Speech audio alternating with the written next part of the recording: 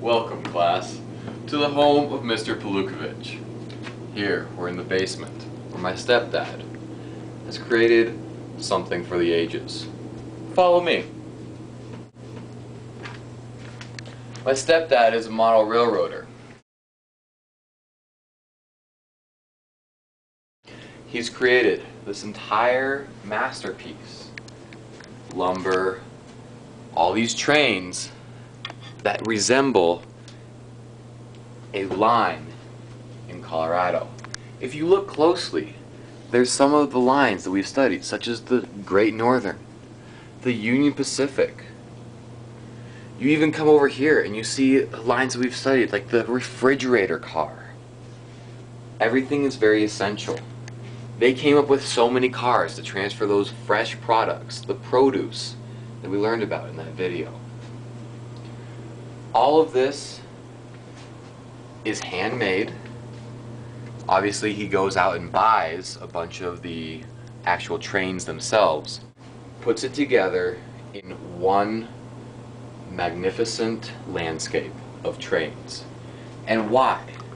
Why is it so important? Because in the late 19th century, we had Western expansion.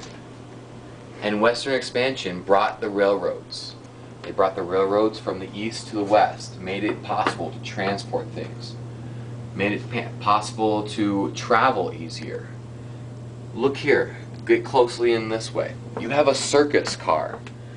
Circus was big. It started to become an even huger thing.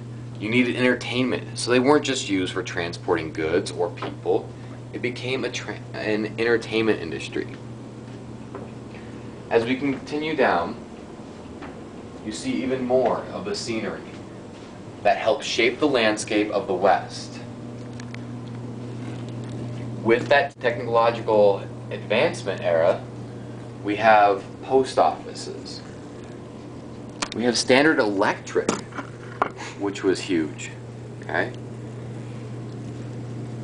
And throughout here you see the coal, you see the lumber. And here's one big line. It says St. Paul, Chicago. It tells you the destination from and where it was going. Okay.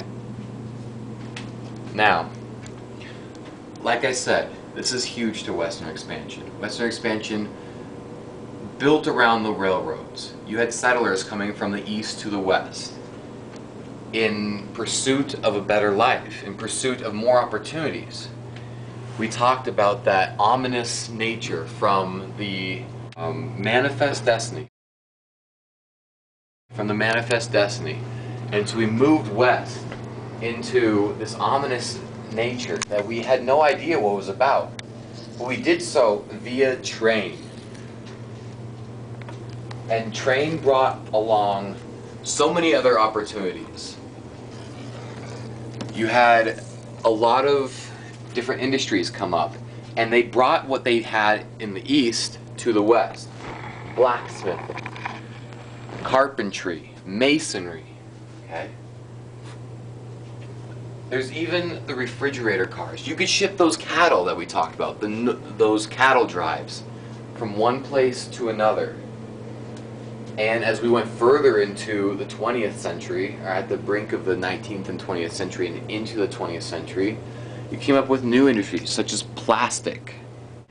My stepdad has worked for 10 years on this, and it's not nearly completed.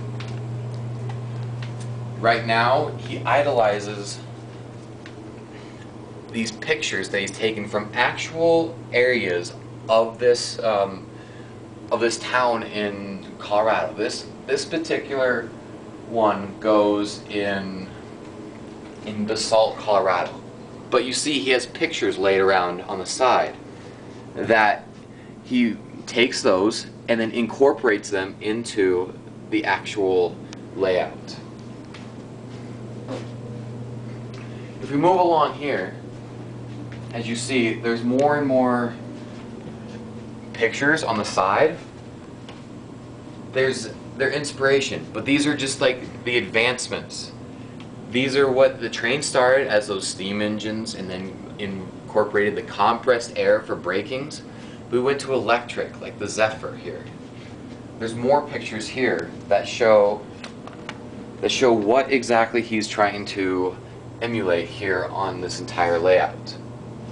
A lot of detail goes into this, which is important.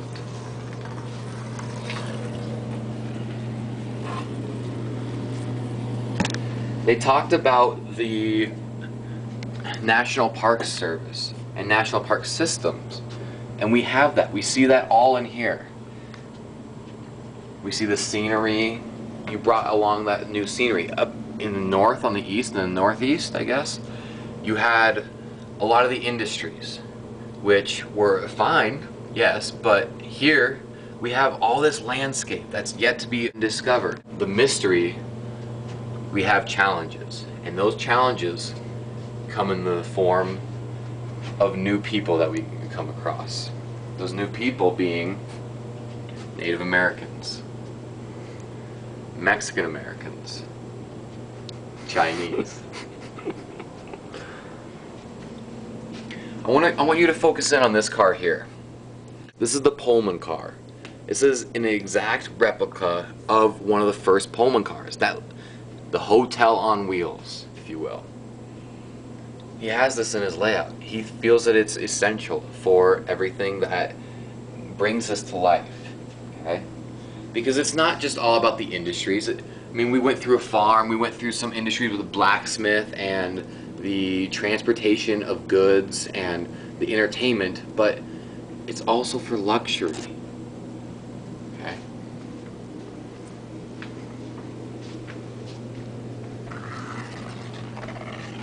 We go further on, and obviously this part right here is a little less developed, but welcome back to the mystery of the train. Now, a lot of what we talked about with that first transcontinental railroad was bridges and how they were poorly built. But if you look here, the structure is sound. The structure is well done because there was care and effort put into it, as opposed to that first one where they just wanted to get it done as fast as possible. Bridges were huge, and a lot of them look a lot like this. They spanned over rivers, over large canyons or valleys. And obviously in this one you're not going to see the obstacles that we talked about going through the Rocky Mountains or the Sierra Nevada, but you do have obstacles such as rivers.